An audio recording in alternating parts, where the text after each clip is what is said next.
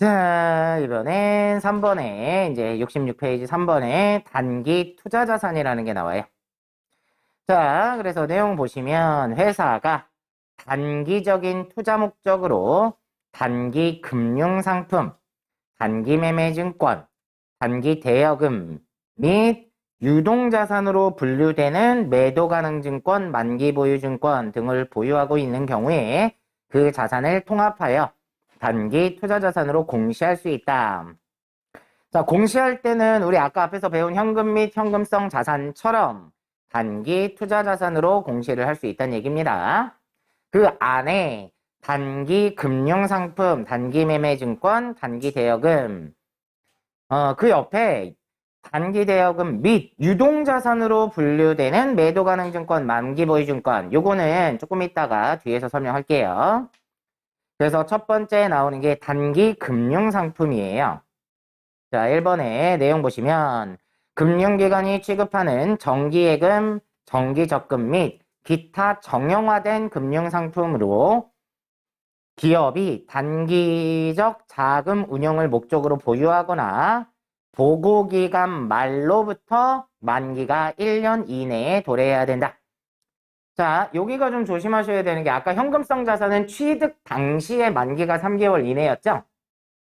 얘는 결산일 날 12월 31일 날 봤을 때 만기가 1년 이내면 그러면 단기 금융상품으로 하겠다.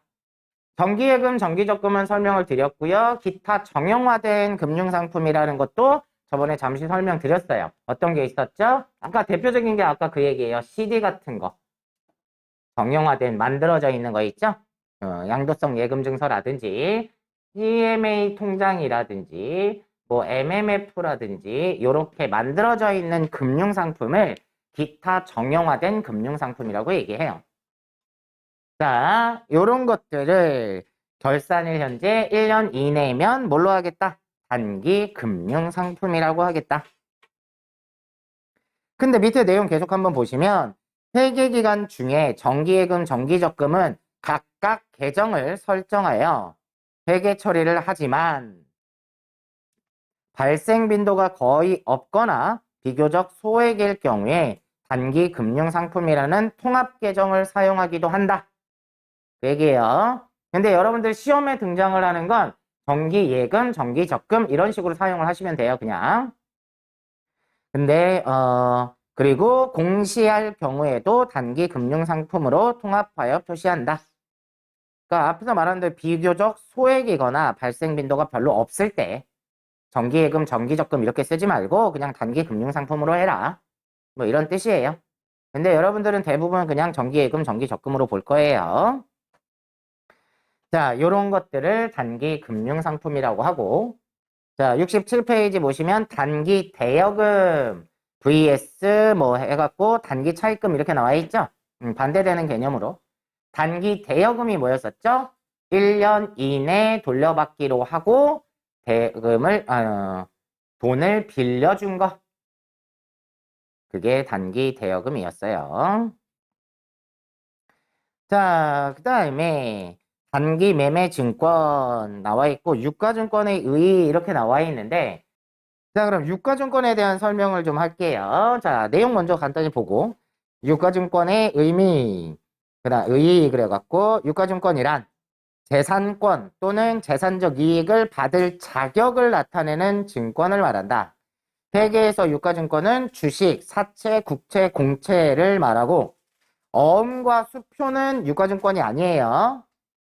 그러나 법에서 유가증권은 어음과 수표도 포함한다 이랬어요. 그러니까 상법상에 봤을 때 유가증권이다 그러면은 어음과 수표도 유가증권에 포함을 시키긴 하는데 회계에서는 안 하고 있다는 얘기예요.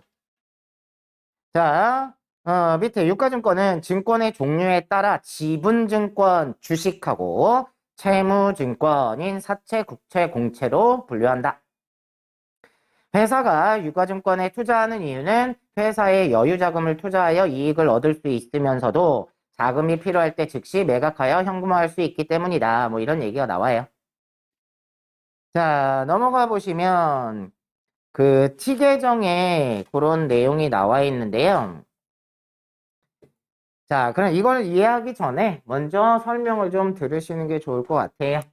자, 우리가 회계상에 유가증권이라는 건 두 가지로 분류를 할 수 있다는 얘기예요. 뭐하고 뭐?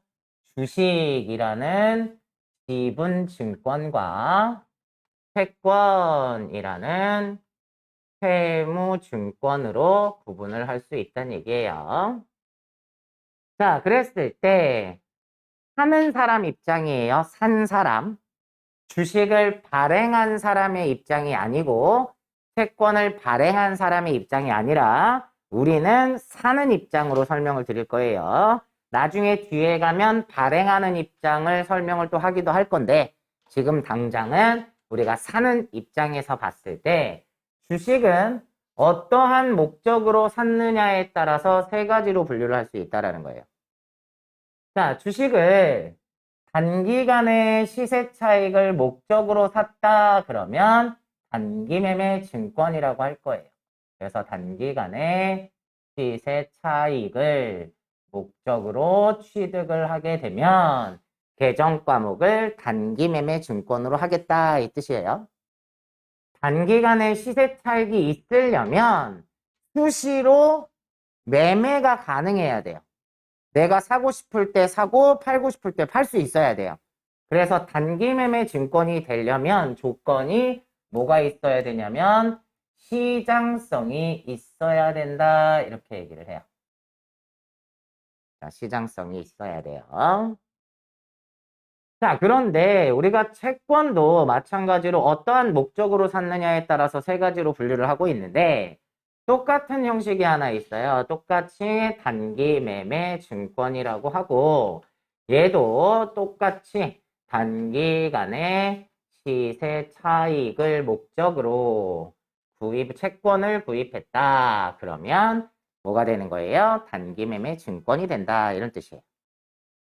얘도 마찬가지로 뭐가 있어야 된다고요?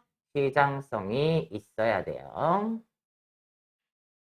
근데 어떠한 이유로 인해서 시장성을 상실할 수도 있다라는 거예요. 대표적인 예가 내가 A라는 회사의 주식을 샀어. 단기간의 시세 차익을 목적으로 주식을 샀는데 이 회사가 부도가 난 거예요. 그러면 어떻게 돼요? 거래가 안 잡히겠죠. 그죠? 이런 경우 거래를 사거나 팔거나 할 수가 없는 상태가 돼요. 그러면 우리가 뭐라고 얘기하냐면 시장성을 상실했다라고 얘기를 해요. 시장성을 상실하면 내가 이거를 팔고 싶어도 못 판단 말이에요. 그래서 이때는 분류를 재분류해 줘야 됩니다. 뭘로? 매도 가능 증권이라는 걸로 재분류를 해줘야 돼요. 자, 이것도 이론 문제로 등장을 했던 얘기입니다. 단기 매매 증권이 시장성을 상실하게 되면 뭘로? 매도 가능 증권으로 재분류해야 된다. 되셨나요? 자, 그러면 매도 가능 증권은 뭐냐? 얘 먼저 설명하지 말고 다른 것부터 먼저 설명할게요. 자, 요거 설명하고 설명드릴게요. 자, 내가 타 회사를 지배할 목적이거나 지배할 목적으로 주식을 샀어요. 또는 타 회사에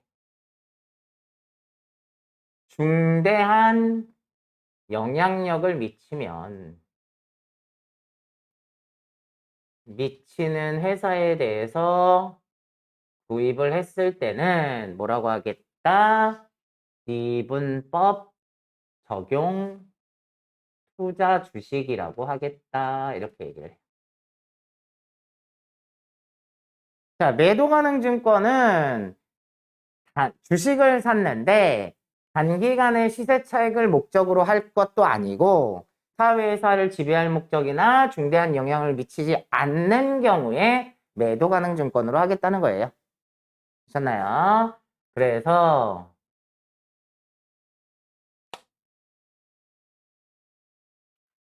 기타 목적이라고 보시면 될 것 같아요. 자, 근데 얘만 단기예요. 얘만 단기고요. 얘네들은 전부 다 장기란 말이에요. 그래서 자산을 분류를 할 때 얘는 당좌 자산에 해당하고요. 얘네들은 투자 자산에 해당합니다.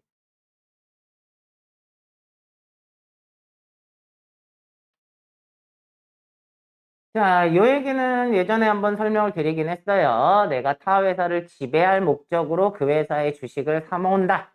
그러면 지분법 적용 투자 주식. 자, 그 다음에 타 회사에 중대한 영향력을 미친다. 이러면 우리가 모 회사, 자회사라는 얘기를 해요. 삼성의 모 회사는 에버랜드예요. 자, 에버랜드 밑에 삼성전자가 있는 형태거든요. 그리고 삼성전자 밑에 뭐 삼성전기도 있고, 뭐 삼성 SDS도 있고, 뭐 여러 회사들이 있어요.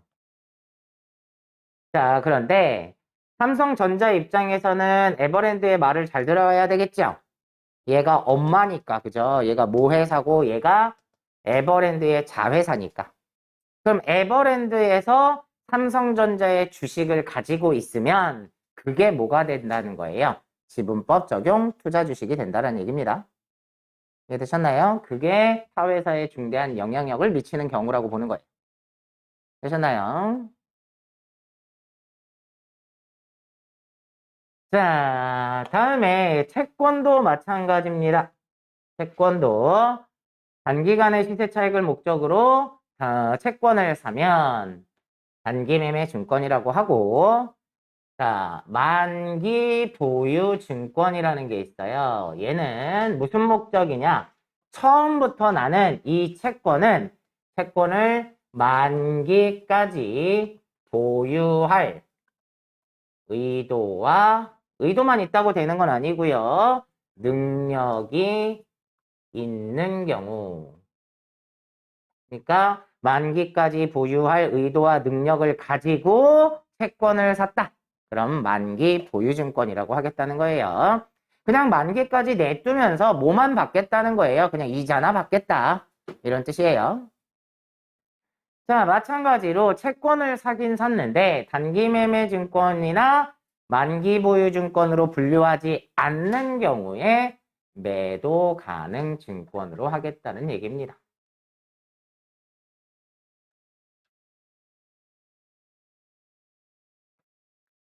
자, 근데 주식은 만기라는 개념이 없어요. 만기라는 개념이 없는 거고, 채권은 돈을 언제까지 빌려서 쓸게, 언제 갚을게, 이런 걸 정해놓고 하는 거잖아요.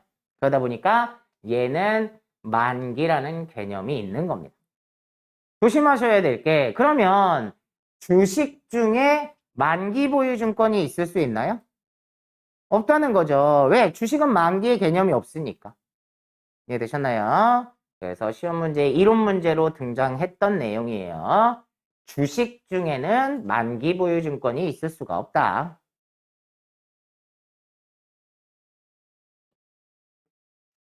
자, 그래서 지금은 단기 매매 증권이 나왔는데, 나온 김에 아예 뭘로 다 설명을 드린 거예요. 주식이나 채권을 어떠한 목적으로 샀느냐에 따라서.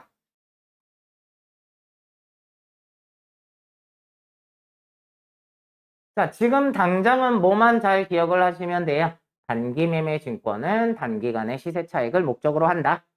시장성이 있어야 되고 시장성을 상실하게 되면 매도 가능 증권으로 재분류해야 된다. 또 하나, 처음에는 단기간의 시세 차익을 목적으로 샀는데 목적이 바뀔 수도 있잖아요. 그죠? 그래서 원래는 단기간 가지고 있으려고 했는데 보니까 그냥 좀 장기라고 갖고 있어도 될 것 같아. 이러면 취득 이후에 재분류를 할 수 있습니다. 그래서 처음에는 단기 매매 목적으로 샀는데 단기로 갖고 있어야 되겠다. 그러면 이렇게 매도 가능 증권으로도 재분류가 가능해요. 처음에는 기타 목적으로 주식을 샀는데 막 모으다 보니까 사회사를 지배할 목적으로 바뀌는 거예요. 이러면 이렇게 매도 가능 증권을 지분법 적용 투자 주식으로 재분류할 수도 있고요. 그 다음에 사회사를 지배할 목적으로 가지고 있었는데 그냥 투자 목적으로 바꿨어요. 그러면 매도 가능 증권으로도 재분류가 가능하고요. 자, 뭐 만약에 단기 매매 증권이었는데 타회사를 지배하는 경우가 된다. 이런 경우도 가능하다라는 거예요. 재분류가. 그런데 기타 목적에서 단기 매매 목적으로 바꿀 수 없습니다. 지분법 원래 지배할 목적이었는데 단기 매매 증권으로 바꿀 수가 없어요.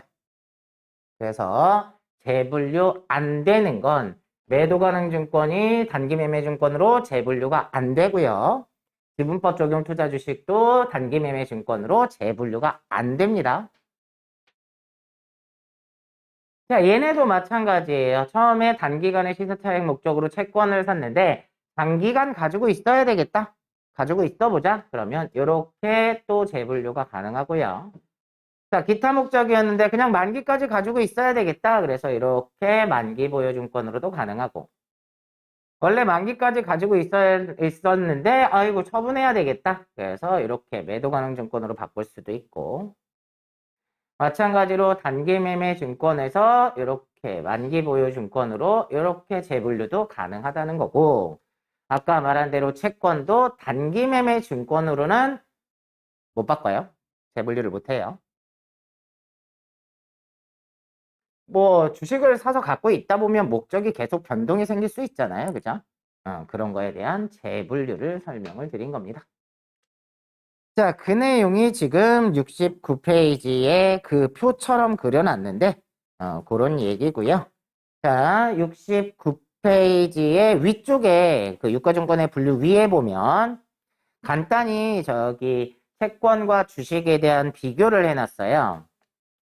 자, 채권자라고 하는 거 옆에다가 이렇게 채권이라고 써놓으시고요. 주주 옆에다가 주식 이렇게 써놓으시면 되겠네요. 그러면 채권은 무슨 목적으로 산다는 거예요? 원금 플러스 이자를 받을 목적으로 채권을 사는 거고 주식은 여러 가지 이유가 있겠지만 시세 차익이나 타회사를 통제하거나 특별한 영업관계를 유지하기 위해서 주식을 보유하는 경우도 있더라. 자, 그 다음에 채권은 나중에 만기가 되면 원금을 갚아야 되죠. 그죠? 그런데 주식은 나중에 원금을 상환할 의무가 없다고 나와 있죠. 이건 어떤 경우냐면 회사가 망했을 때 회사가 망해도 채권자는 돈을 돌려받을 수 있어요. 하지만 주주는 돈을 돌려받을 수 없어요. 그 얘기를 하는 거고 자, 그 다음에 채권자는 이익 발생과 관계없이 확정이자 지급 의무라고 써 있죠. 자, 이게 무슨 얘기냐면 주주는요 이익이 많이 나면 배당을 많이 받을 수도 있잖아요. 그죠? 근데 내가 그 회사에 채권을 가지고 있는데 그 회사가 이익이 많이 난 거야. 그렇다고 나한테 이자를 많이 주진 않아요.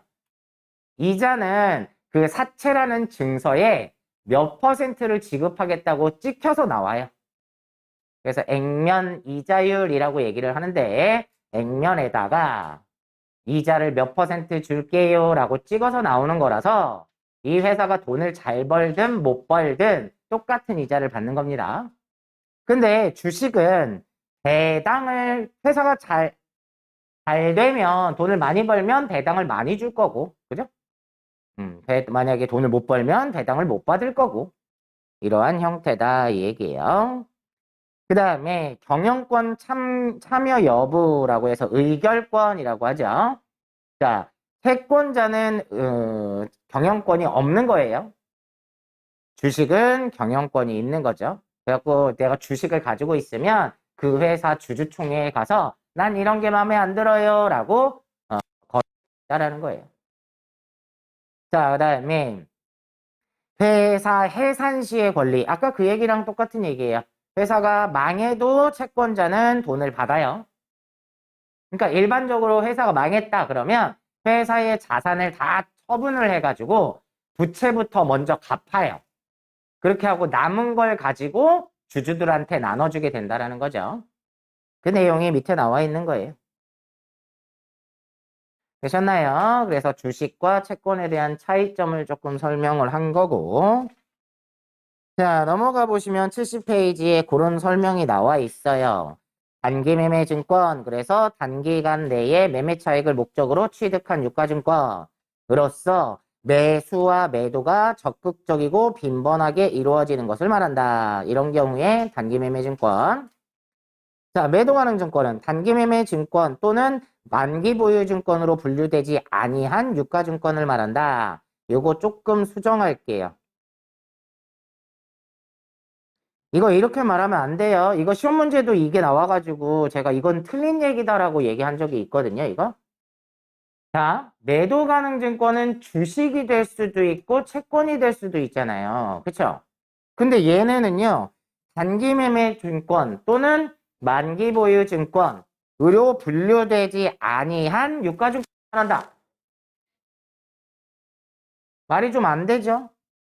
그러면 이걸 정확하게 말하면 어떻게 해야 되냐면 단기 매매 증권, 만기 보유 증권으로 분류되지 아니한 유가증권이라는 걸 지우고요. 채권이라고 쓰세요. 그럼 맞는 말이에요. 매도 가능 증권은 만기 보유 증권이나 단기 매매 증권으로 분류하지 않은 채권에 대해서 매도 가능 증권으로 하는 거예요. 정확한 표현을 쓰려면 그렇게 써야 돼요. 자, 그 다음에 만기 보유 증권은 만기가 확정된 채무증권으로서 상환 금액이 확정되거나 확정이 가능한 채무증권을 만기까지 보유할 적극적인 의도와 능력이 있는 경우를 말한다. 이랬죠? 이 얘기예요. 만기 보유 증권. 그 사채나 공채나 국채나 이런 데 보면 거기에 만기일, 지급기일이 써 있어요. 그러니까 지급기일이 확정이 돼 있다는 뜻이에요. 그리고 거기에 이자율도 몇 퍼센트라고 써 있어요. 자, 지금은 간단히 분류에 대해서 설명을 드렸습니다. 그럼 이제 세부적으로 단기 매매 증권을 취득하고 가지고 있었을 때, 그리고 처분했을 때에 대한 것들을 좀 자세히 배워볼 거예요. 자, 그러면 이제 답안에 보면 단기 매매 증권 나와 있고, 유가증권 중에 공개된 시장을 통하여 공개적인 매매 거래가 이루어지고 있고, 단기적 자금 1년 이내의 처분 목적, 운용을 목적으로 소유하는 것을 말한다. 따라서 단기 매매 증권은 재무상태표의 유동자산으로 분류한다. 유동자산 중에 당좌자산에 해당합니다. 단기 매매 증권은. 언제든지 처분하면 돈으로 바꿀 수 있으니까. 자, 그러면 밑에 자산의 취득 및 보유 처분에 대한 얘기가 나와요. 자, 그러면 밑에 그림은 의미 없고 표에 보시면 1번 취득 시 취득 가격은 매입가액 플러스 부대 비용 예외 단기 매매 증권 이렇게 나와 있어요. 자, 제가 반복적으로 계속했던 내용이에요. 모든 자산은 구입 당시에 추가적으로 발생되는 비용을 그 자산 금액에 포함한다 그랬죠. 그 얘기예요. 근데 누구만 제외라고 써 있어요. 예외적으로 단기 매매 증권만 예외예요. 그러면 내가 단기 매매 증권을 샀는데 수수료가 발생했어요. 그러면 수수료 비용으로 처리를 하셔야 됩니다. 수수료는. 근데 만약에 내가 매도 가능 증권을 샀어. 근데 수수료가 발생한 거야. 그러면 수수료 비용으로 처리하지 말고 매도 가능 증권 가격에다 포함시키란 얘기예요. 이해되셨나요? 자, 그 얘기고. 두 번째, 하고 있으면 첫 번째 과실 수치라는 게 나와요. 여러분 주식을 가지고 있으면 배당이 들어오겠죠? 그렇죠? 그런 경우나 채권을 가지고 있으면 뭘 받아요? 이자를 받죠? 그런 경우가 지금 과실 수치라는 거예요. 되셨죠? 근데 밑에 보면 기말 평가가 나와 있어요. 이거 예전에 잠깐 설명을 드렸는데 내가 예를 들어서 10월 1일 날 내가 단기 매매 증권을 한 주당 1,000원씩 한 주당 1,000원씩 100주를 샀어요. 그러면 현금으로 샀다고 쳐볼게요. 현금으로 구입했다. 그러면 분계 처리해야 될 거 아니에요? 회계 처리하죠? 그럼 뭘 샀다고요? 단기 매매 증권을 샀어요. 총 금액이 얼마죠? 그러면 10만 원이에요. 뭘 주고 샀다? 현금 주고 샀다. 10만 원. 요렇게 가지고 있었던 거예요.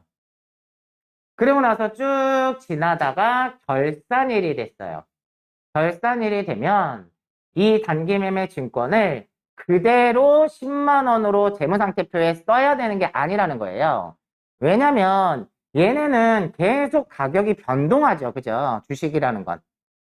자, 그러면 계속 변동하다 보니까 12월 31일 현재 이 단기 매매 증권이 정확히 얼마인지 써줘야 된단 말이에요. 재무상태표에 쓸 때. 그러다 보니까 어떻게 해야 된다? 12월 31일 되면 기말이 되면 뭘 해줘야 된다? 내가 가지고 있는 단기 매매 증권에 대해서 평가를 해줘야 돼요.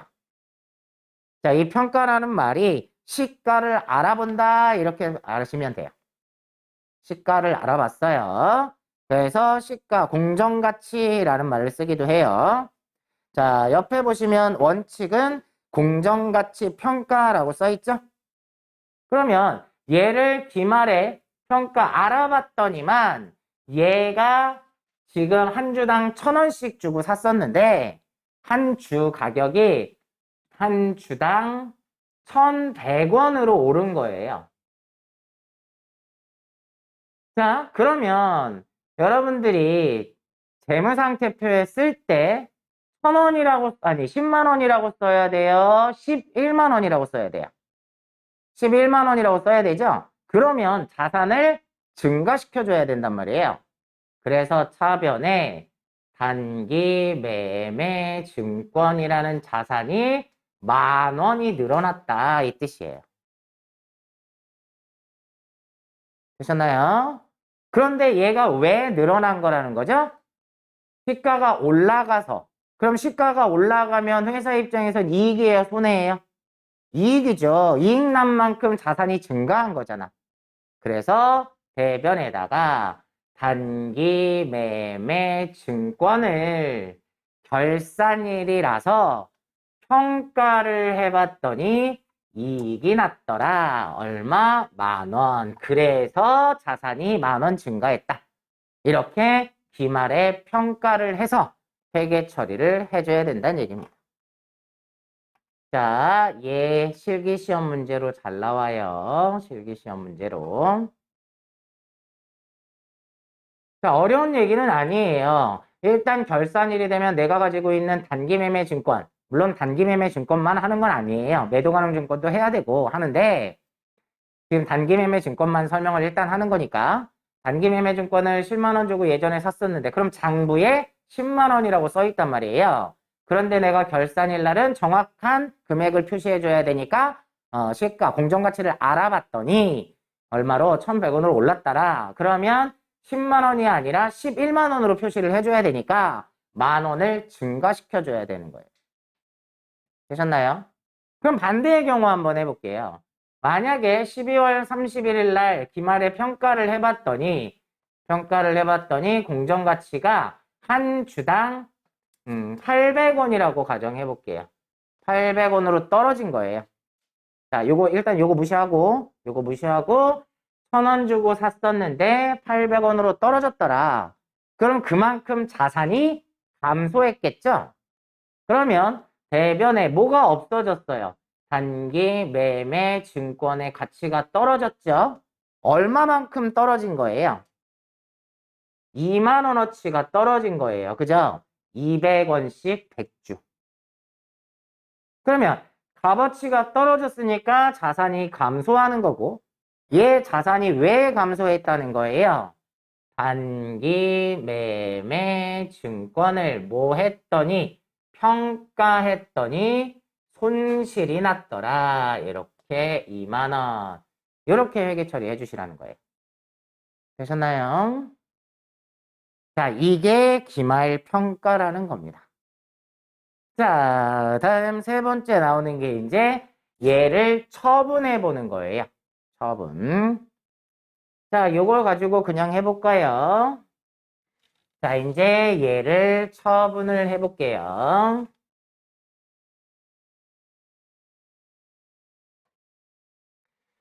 자, 내가 10월 1일 날 단기 매매 목적으로 주식을 한 주당 1,000원씩 100주를 산 거예요. 자, 그런데 내가 얘를 10월 25일 날 몽땅 처분하기로 한 거예요. 그래서 처분하려고 알아봤더니 한 주당 900원인 거예요. 그러면 자, 잘 보세요. 단기 매매 증권이라는 자산을 처분할 거니까 처분하면 어디로 없어져야 돼요? 자, 한 주당 900원에 처분한다고 볼게요. 그러면 대변에 단기 매매 증권을 처분했으니까 자산이 없어지겠죠? 자, 내가 가지고 있는 건 얼마너치 가지고 있어요? 현재 가지고 있는 건 얼마너치 가지고 있어요? 10만 원어치 가지고 있는 거예요. 장부에다 그렇게 써놨잖아요. 그러면 이거를 지금 처분을 하면 10만 원어치 자산이 없어지는 거죠. 근데 900원에 한 주당 900원에 처분하고 현금으로 받았다고 가정하면 현금이 얼마가 들어오게 돼요? 9만 원만 들어오게 되죠. 자, 그러면 10만 원짜리를 처분하면서 돈을 9만 원밖에 못 받았으니까 만 원의 손실이 생기겠죠. 이러한 경우에 단기 매매 증권을 뭐 하면서 처분하면서 생긴 손실이더라. 이렇게 해주시면 돼요. 되셨죠? 자, 또 반대의 경우도 한번 해볼까요?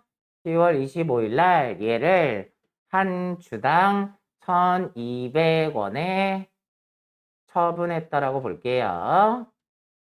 그러면 마찬가지로 나가는 건 단기 매매 증권이 얼마너치 나가는데 10만 원어치 나가는데 돈이 들어온 건 얼마가 들어왔다? 12만 원이 들어왔다. 그러면 회사 입장에서는 이익이 난 거죠? 그랬을 때 뭐라고 해요? 단기 매매 증권 처분 이익이더라. 이렇게 2만 원. 이렇게 해주시면 됩니다. 자, 72페이지 잠깐 보세요. 맨 위에 보시면 매각 시 회계 처리라고 나와 있는데 거기 보시면 단기 매매 증권을 처분한 시에는 처분가액 그래놓고 각종 처분 시 수수료 차감 후 가액이라고 나와 있어요. 장부가액을 차감한 금액은 단기 매매 증권 처분 손익으로 회계 처리한다. 지금 요 얘기인데요. 지금 이 얘기를 해놓은 건데 처분 손실이나 이익으로 하는데 여기에 추가로 하나를 더 기억해야 돼요. 만약에 내가 처분을 하는데 자, 이 얘기 볼게요. 10만 원짜리를 9만 원에 처분을 했어요. 근데 수수료가 만 원이 발생한 거야. 증권회사에서. 그래서 수수료를 떼고 8만 원만 받았단 말이에요. 자, 이런 경우 있을 수 있죠? 그러면 만 원도 손해라는 거예요. 이해되셨나요? 자, 원래 만 원 손해봤는데 그렇지 않아도 손해인데 수수료까지 뜯겼어요. 그러면 수수료 뜯긴 것도 뭘로 보라는 거예요? 손해로 보라는 거예요. 이해되셨나요? 자, 이 얘기도 해볼게요. 자, 내가 12,000원에 처분하면서 현금을 수수료 만 원 떼이고 11만 원만 받았어요. 그러면 2만 원이 이익이 아니라 만 원만 처분 이익이 생겨야 된다는 얘기예요. 되셨나요? 그 얘기가 지금 그 말로 설명이 나와 있는 거예요. 각종 처분 시 수수료 차감 후 가액이라고 써 있죠. 되셨나요? 자, 그래서 요거 수수료 처리하는 거 이게 조심해야 되는 게 아까 매입할 때는 수수료를 따로 처리했죠. 단기매매증권 수수료 발생했다 그럼 수수료 비용 따로 처리해야 된다고 그랬잖아요. 근데 처분할 때는 따로 처리하면 안 됩니다. 더 쉽게 설명드리면 처분하면서 이익이 났는데 수수료를 달래. 그럼 이익에서 빼주면 되는 거고요. 손해가 났는데 수수료를 달래. 그럼 손해가 커지겠죠. 이해되셨죠? 그 얘기입니다. 그거까지 기억을 좀 하셔야 됩니다. 자, 하나를 저 설명 안 하고 넘어간 게 있어서 71페이지에 제일 위에 아까 보유시 회계 처리에 그래서 내가 주식을 가지고 있으면 배당을 받는다고 했고 채권을 가지면 이자를 받는다고 했잖아요. 그러면 그거 이자를 받거나 배당 받은 데 대해서도 회계 처리를 해줘야 된다는 얘기고 자 그러면 채무증권 내가 채권을 가지고 있었는데 얘네가 나한테 이자를 줬다. 그럼 내가 이자를 벌었죠? 그럼 뭘로 처리하시는 거예요? 그냥 이자 수익으로 처리하시라는 거예요. 내가 그 다 A라는 회사의 주식을 가지고 있었어. 근데 얘네가 영업을 잘했다고 배당이 발생한 거예요. 그러면 우리한테 현금으로 배당을 준 거야. 그러면 현금으로 배당을 받으면 배당금 수익이라고 처리해 주시면 된다는 얘기예요. 되셨나요? 근데 조심할 게 하나 있어요. 여러분들이 그런 경험을 해보셨을지 모르겠지만 회사에서 이익이 나면 배당을 주는데 배당을 줄 때 꼭 현금으로 주는 것만은 아니에요. 자, 그러면 어떤 배당이 있냐? 그 회사 주식으로 배당을 주는 경우도 있어요. 그걸 주식 배당이라고 얘기를 하거든요. 자, 현금 배당이었을 때는 현금 배당을 받으면 그냥 배당금 수익이라고 하면 되는데 내가 주식을 배당을 받으면 회계 처리하지 않습니다. 회계 처리하지 않아요. 왜 안 하냐면 귀찮아서 안 해요. 이렇게 이해를 하시는 게 편해요. 자, 무슨 얘기냐면 자, 이 부분이 이론 문제로 자주 나왔어요. 내가 단기매매 증권을 이렇게 샀단 말이에요. 한 주당 1,000원씩 100주를 가지고 있었어요. 근데 얘네 회사에서 예를 들면 마침 10월 25일 날 얘네가 우리한테 배당을 주는 거예요. 근데 얘네가 현금 배당을 회사의 입장에서는 현금 배당을 주면 좋겠지만 주식 배당을 하는 이유가 뭐냐면 현금의 유출 없이 회사에서는 현금을 안 쓰고 배당의 효과를 가져올 수 있는 게 주식 배당이에요. 그러니까 회사에서는 현금 보유액을 조금 그대로 늘리고 싶다. 그러면 현금을 안 쓰려고 하겠죠? 그러면 현금 배당 대신 주식 배당을 하는 거예요. 자, 그러면 우리가 예를 들어서 10주를 받았어요. 주식 배당으로. 자, 그러면 우리는 10주의 주식을 배당을 받았으니까 원래 단기 매매 증권이었어요. 근데 10주를 받았으니까 이 10주에 대해서 또 단기 매매 증권이 10주니까 또 얼마인지 알아봐야 되겠죠. 그죠? 지금 현재 시가가 얼마인지 알아봐서 그거를 또 자산을 증가를 시켜줘야 돼요. 근데 이거는 우리 어차피 금방 처분할 거란 말이에요. 그러니까 굳이 이 과정을 거치지 말자는 얘기예요. 그리고 이게 뭐 그런 개념보다는 얘 어차피 결산일이 되면 얘 평가할 거죠. 그럼 그때 가서 110주로 평가를 하면 되잖아. 이해되셨나요? 그러니까 얘 굳이 이날 회계 처리를 안 하겠다라는 겁니다. 대신에 회계 처리는 하지 않지만 장부에다가 몇 주인지 주식 수, 자 10주 받았으니까 이제 110주가 되겠죠. 110주. 그리고 현재 금액이 10만 원이에요. 왜? 평가 안 했으니까. 안 했으니까. 그러면 얘는 한 주당 얼마로 바뀌는 거예요? 대략 한 주당 909원 정도로 바뀌는 거예요. 이렇게. 그래서 거기 나와 있는 내용이 그 얘기예요. 주식 배당의 옆에 보시면 회계 처리는 하지 않고 수량과 단가를 새로이 계산한다. 이렇게 나와 있어요. 자, 이거는 이론 문제로 잘 나와요. 주식 배당 받으면 어떻게 해야 된다? 회계 처리는 하지 않고 수량과 단가만 다시 계산한다. 예를 들면 76페이지에 9번 문제 이런 식으로 나와요. 9번 다음의 자료로 2000X1년 5월 5일 현재 주식 수와 주당 금액을 계산한 것으로 맞는 것은 주식회사 갑의 주식을 전기의 8월 5일에 100주를 주당 10,000원에 취득을 했어요. 회계 처리 시의 계정 과목은 단기 매매 증권을 사용하였다 그랬으니까 8월 5일 날 얼마어치 주식을 가지고 있는 거예요? 100만 원어치 단기 매매 증권을 가지고 있어요. 맞죠? 그래서 10,000원짜리 100주를 가지고 있는 상태라서 현재 100만 원인 거예요. 그런데 결산일 날 밑에 보세요. 주갑의 주식을 전기의 12월 31일에 주던 공정가치가 7,700원으로 떨어진 거예요. 그러면 자 7,700원으로 떨어졌으니까 얼마씩 2,300원 그죠? 2,300원씩 100주가 떨어진 거예요.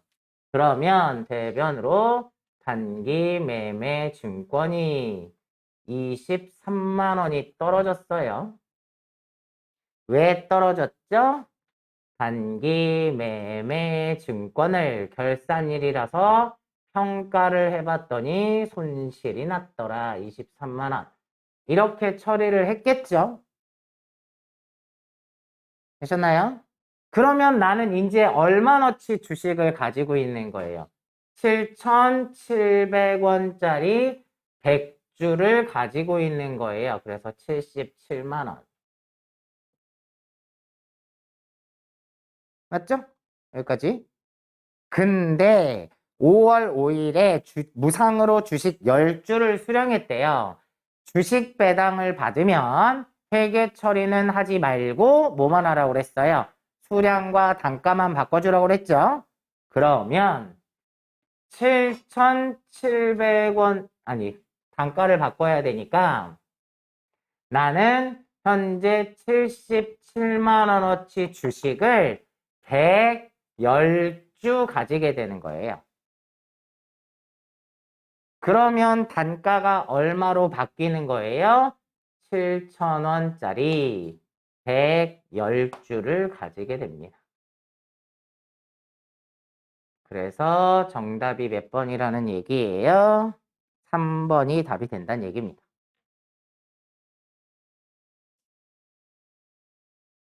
자, 조금 추가적인 설명할게요. 보세요. 얘는 지금 또 시가를 알아보고 다시 계산하는 게 귀찮으니까 이렇게 해놨다가 만약에 이거를 결산일 날 평가를 한다.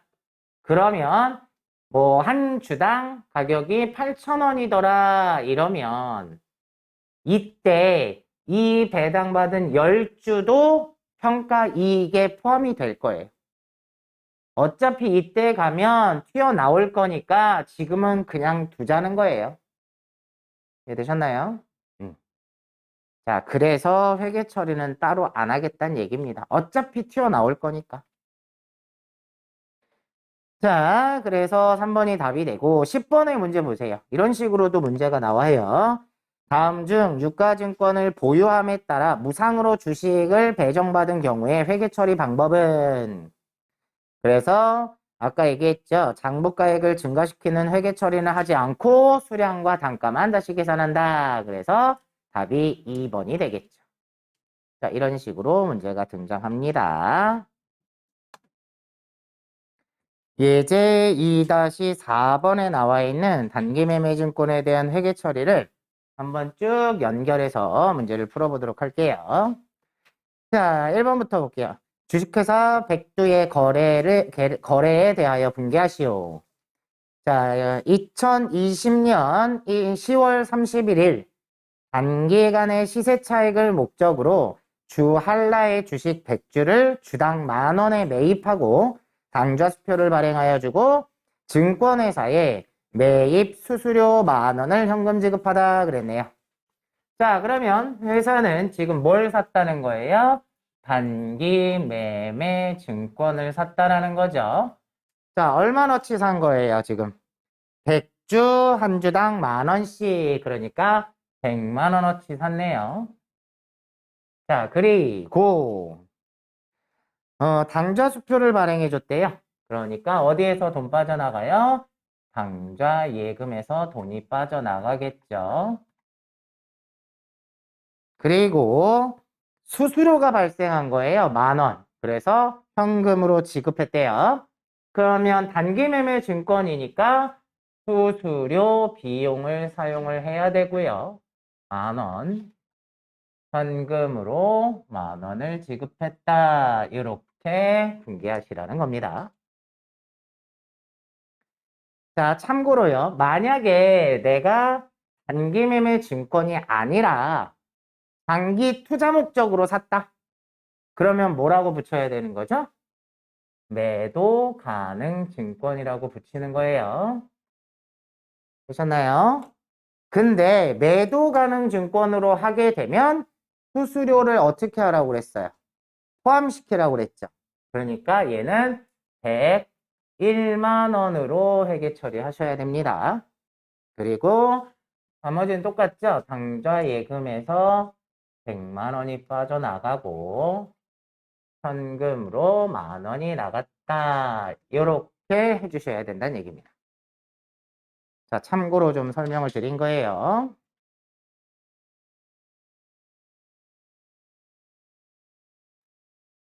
다음 2번 볼까요? 2020년 12월 31일 한라의 주식이 공정가액은 주당 12,000원이래요. 그러면 내가 지금 현재 가지고 있는 주식은 10,000원씩 100주를 가지고 있는 상태죠. 지금 현재. 그런데 결산일이 돼서 평가를 해봤더니 얼마라는 거예요? 한 주당 12,000원이란 얘기죠. 12,000원. 그러면 회사 입장에서는 주식 가격이 올랐죠. 오른 만큼 자산이 증가하겠죠. 그러면 차변에 단기 매매 증권이라는 자산이 증가했어요. 얼만큼 증가해야 돼요? 얼마씩? 2,000원씩 100주예요. 맞죠? 그러니까 2,000원씩 100주면 20만 원이 늘어날 거예요. 자, 그러면 나는 20만 원이 왜 증가했다? 단기 매매 증권을 결산일이라서 평가해 봤더니 이익이 났다. 20만 원. 이렇게 하시라는 거예요. 자, 그러면 우리는 지금 현재 장부상에 12,000원짜리 100주를 가지고 있는 상태입니다. 맞죠? 다음 3번 보세요. 2021년 3월 25일 한라 주식 보유에 대한 현금 배당금 3만 원이 회사 보통예금 계좌로 입금되다 그랬어요. 그러면 보통예금 통장에 돈이 입금이 됐대요. 3만 원이. 자, 자산이 증가했죠. 자, 왜 증가한 거예요? 배당 받았어요. 배당을 벌은 거죠? 그러면 수익이니까 대변에 그냥 현금 배당 받으면 고민하지 마시고 그냥 배당금 수익이라고 하세요. 자, 주식 배당 받으면 어떻게 하라고 그랬어요? 회계 처리는 하지 말고 수량과 단가만 새로이 계산해주면 되고 얘는 지금 현금 배당이니까 뭘로요? 배당금 수익으로 하시면 돼요. 됐죠? 자, 다음 2021년 5월 31일 주 한라의 주식 50주를 주당 11,000원에 처분하고 증권회사 수수료 등 10,000원을 차감한 금액이 보통예금에 입금되었다. 자, 지금 50주를 처분하고 있어요. 그러면 단기매매증권이 없어지겠죠? 그러니까 대변에 단기매매증권이 없어지는데 얼마짜리 50주가 나가는 거예요? 얼마짜리 50주? 12,000원짜리 50주가 나가는 거예요. 내가 현재 가지고 있는 건 12,000원짜리잖아. 그럼 12,000원짜리 50주가 나가지만 동호는 얼마만 들어온 거예요? 11,000원에 팔았으니까 손해가 나겠네요. 그죠? 자, 그럼 볼까요? 12,000원짜리 50주가 나가니까 얼마예요? 60만 원. 그런데 이 금액을 11,000원에 처분하고 보통예금에 돈이 들어왔어요. 자, 보통예금. 얼마가 들어왔어요? 그러면 50만 원, 아니, 잠깐만요. 11,000원씩이죠? 그러면 55만 원이 들어와야 돼요. 아직 쓰지 마세요. 원래대로라면 55만 원이 들어오고 5만 원이 뭐가 되는 건데 단기 매매 증권 처분 손실이 되는 건데 얘네 증권회사 수수료까지 주고 온 거예요. 그럼 수수료 10,000원을 빼고 들어왔죠? 그러면 보통예금엔 얼마만 들어오게 돼요? 54만 원만 들어오게 되고 그렇지 않아도 손해였는데 수수료까지 달래니까 손해가 커지는 거라고 그랬죠? 그래서 6만 원이 단기매매증권 처분 손실이 되는 겁니다. 되셨나요? 다음 밑에 2021년 12월 31일 한라의 주당 공정가액은 주당 9,000원이래요. 그러면 잘 보세요. 여기서 많이들 헷갈려 하는 게 내가 지금 50주를 11,000원씩 팔았어요. 그럼 50주 남아있죠. 얼마짜리 50주가 남아있는 거예요? 11,000원짜리예요? 12,000원짜리예요?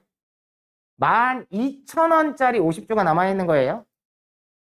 12,000원짜리 100주를 가지고 있었는데 이 중에 50주만 처분을 한 거예요. 그럼 남아있는 건 12,000원짜리가 남아있는 거지.